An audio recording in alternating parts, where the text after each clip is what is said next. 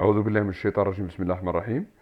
Donc aujourd'hui, on va faire la partie 3 du chapitre numéro 1. Donc c'est la convolution et la corrélation. Système linéaire invariant dans le temps. Donc soit le système caractérisé par la réponse impulsionnelle h de t. Donc dans ce système, j'ai une entrée x de t et une sortie y de t. Donc le système, il est caractérisé par sa réponse impulsionnelle h de t. Donc ce système, il doit être linéaire et invariant dans le temps. La sortie y de t, elle est liée à l'entrée et à la réponse impulsionnelle par la relation suivante. Donc c'est la relation de la convolution. D'abord, donc, il faut que le système soit linéaire invariant dans le temps. La linéarité implique que pour une entrée ax1 de t plus bx2 de t, j'ai une sortie ay1 de t plus by2 de t. Avec y1 de t, c'est la sortie pour l'entrée x1 de t, et y2 de t, c'est la sortie pour l'entrée x2 de t.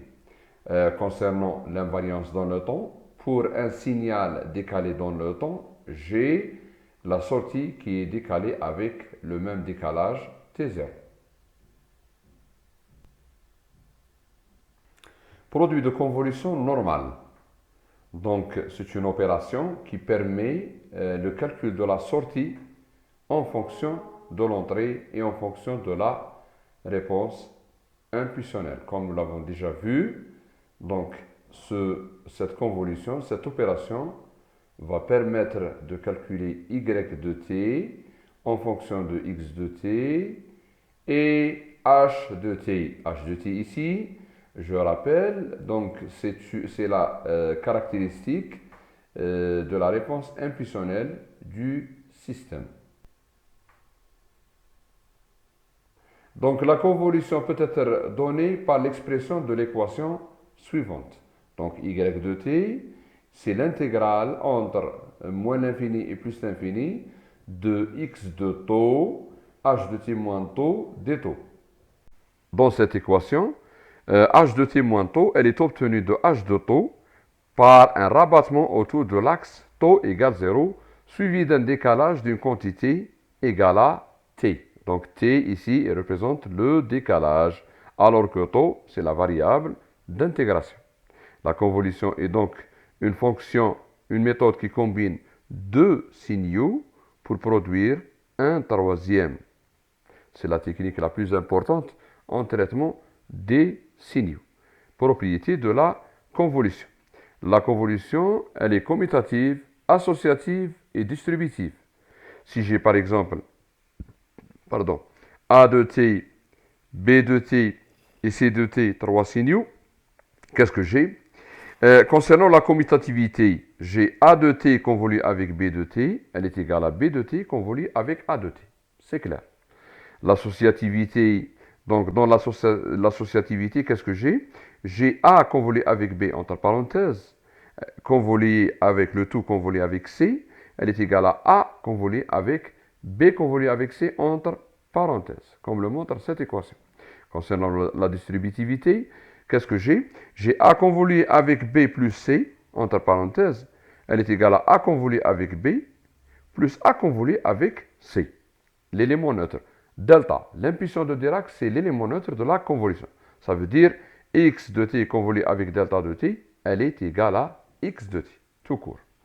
Donc pour effectuer un décalage, il faut convoluer le signal par une impulsion de Dirac centrée sur le décalage. Ça veut dire x de t convolé avec delta de t moins t1, elle est égale à x de t moins t1. Donc, dans cette figure, on montre un signal x de t centré sur 0. On montre aussi une impulsion de Dirac centrée sur t0. La convolution de ce signal avec cette impulsion de Dirac, elle va donner un signal centré sur t0. Ici, j'ai le même signal, mais qui est centré sur t0.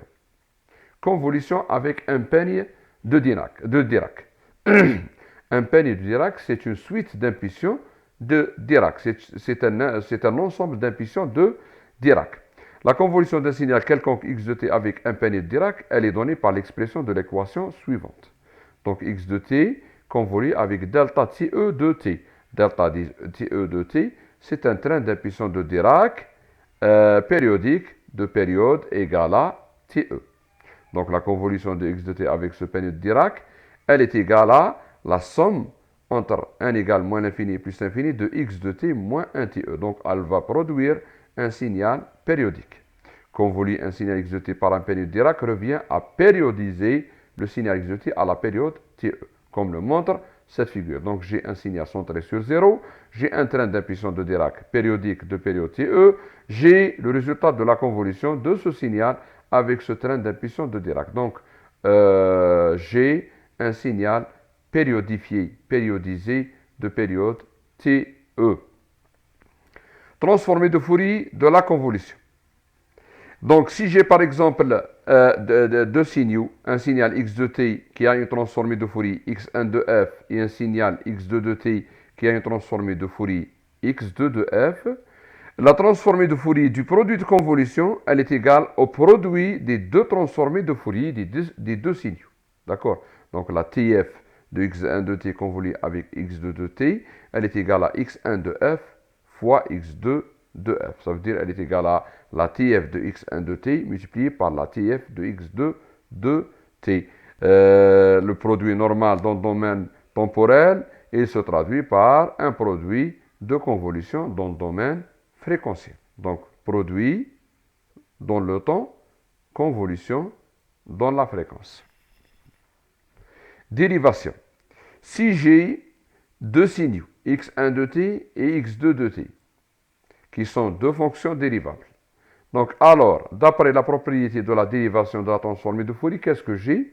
J'ai j de pi f x1 de f fois x2 de f, elle est égale à x1 de f fois j2 de pi f, j2 pi f fois x2 de f. Ça veut dire qu'on peut déplacer le terme j de pi f devant la transformée de Fourier x2 de f. Donc, ce qui nous donne la dérivée de x1 de t convolue avec x2 de t, elle est égale à x1 de t convolue avec la dérivée de x2 de t.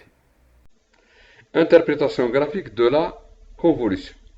Comme nous l'avons déjà vu, le calcul de la convolution consiste à calculer la surface d'un produit. Nous avons vu aussi que h de t moins tau, c'est quoi? C'est le signal initial h de tau, retourné dans le temps pour produire h de moins tau, puis décalé d'une quantité t. Très bien. Donc le calcul de la surface remportée par ce produit, en faisant déplacer h de t moins tau, donne le résultat de la convolution. Donc ici dans cette figure, on a représenté le signal x de tau, en remplaçant bien sûr t par tau. La même chose concernant le signal h de t, d'accord? Ensuite, nous avons effectué un reversement autour de l'axe tau égale 0 pour produire h de moins tau, puis un décalage d'une quantité égale à t pour produire le signal h de t moins tau. Pour n'importe quel décalage, on doit calculer la surface de chevauchement entre ces deux signaux. Fonction de corrélation. La fonction de corrélation est la mesure de similarité, vraisemblance entre deux signaux. En fonction de la nature de ces signaux, on peut distinguer deux formes de la fonction de corrélation. La fonction d'intercorrélation et la fonction d'autocorrélation. Donc si j'ai le même signal, on parle de fonction d'autocorrélation. Si on a deux signaux différents, on parle de la fonction d'intercorrélation. Donc dans ce tableau, j'ai résumé les différentes formules de calcul de la fonction de corrélation en fonction de la nature du signal. Ça veut dire signal à énergie finie, signal à puissance moyenne finie, signal périodique, signal apériodique, signal réel, signal complexe. On est en présence du même signal, on est en présence de deux signaux différents, etc., etc. Donc toutes les formules sont regroupées dans ce tableau. Prenons comme exemple la fonction d'intercorrélation, qui consiste en le calcul de la corrélation entre les deux signaux x1 de t et x2 de t. Remarquons que x1 et x2 sont deux signaux à énergie finie. Ils sont aussi apériodiques et réels. Donc, la formule de la fonction d'intercorrélation, Rxx, Rx1, x2 d'auto, elle est égale à l'intégrale de moins l'infini à plus l'infini, x1 de t, x2 de t plus tau dt. Dans cet exemple de la fonction d'intercorrélation, on a la variable d'intégration, c'est t, et non pas tau, contrairement à la convolution. Donc dans la convolution, comme nous l'avons déjà vu, la variable d'intégration, c'est tau. Donc la sortie, elle est fonction de t. Alors que ici, dans la fonction de corrélation, la sortie, elle est fonction de tau. Ici, il n'y a pas de reversement, il n'y a pas de rabattement. D'accord? Propriété de la fonction de corrélation, c'est-à-dire auto- et intercorrélation. L'autocorrélation est homogène à une énergie. C'est-à-dire, Rxx de 0, elle est égale à l'énergie. Ça, c'est l'énergie. Ça, c'est l'énergie. La fonction d'autocorrélation a un maximum situé à taux égale 0. Donc, pour taux égale 0, j'ai le maximum de la fonction d'autocorrélation. La fonction d'autocorrélation est à symétrie hermitienne. Elle est symétrique par rapport à taux. Ça veut dire Rxx de taux, elle est égale à Rxx de moins taux. Pour le cas complexe, qu'est-ce que j'ai? Donc j'ai Rxx de taux et il est égal à Rxx conjugué de moins taux. Attention, pour le cas complexe, il faut remplacer le deuxième terme du produit par le conjugué. Ça veut dire x de t plus taux doit être remplacé par x conjugué de t plus taux. La même chose concernant l'intercorrélation, ça veut dire x2 de t plus taux doit être remplacé par x conjugué, x2 conjugué de t plus tau. Pour le cas d'un signal périodique, donc l'autocorrélation ou l'intercorrélation est calculée sur une période. Donc qu'est-ce que j'ai? Donc la fonction d'autocorrélation, elle est aussi périodique. Ça veut dire le résultat de la corrélation donne une quantité qui est périodique, de période égale à celle du signal d'origine. Ça veut dire, si j'ai par exemple x de t qui a une période t, l'autocorrélation a aussi une période qui est égale à t. La même chose, j'ai Rxx de 0, elle est égale à la puissance moyenne. Vous voyez, ça, cette quantité caractérise la puissance moyenne. La fonction d'autocorrélation est une fonction paire de taux. Ça veut dire même pour le cas des signaux périodiques, j'ai une fonction d'autocorrélation qui est périodique par rapport, et paire par rapport à taux. Un paramètre important dans le traitement de signal, c'est la densité spectrale de puissance.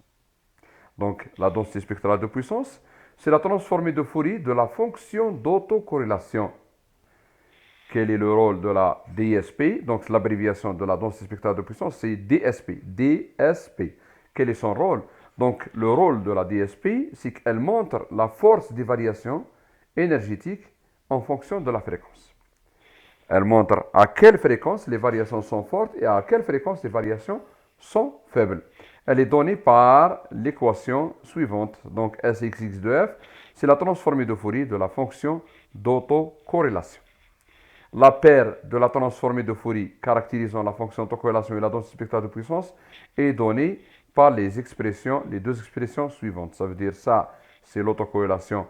Donc elle est liée à la DSP par cette équation. Donc c'est la transformée de Fourier inverse de la DSP, alors que la DSP, c'est la transformée de Fourier de la fonction d'autocorrélation.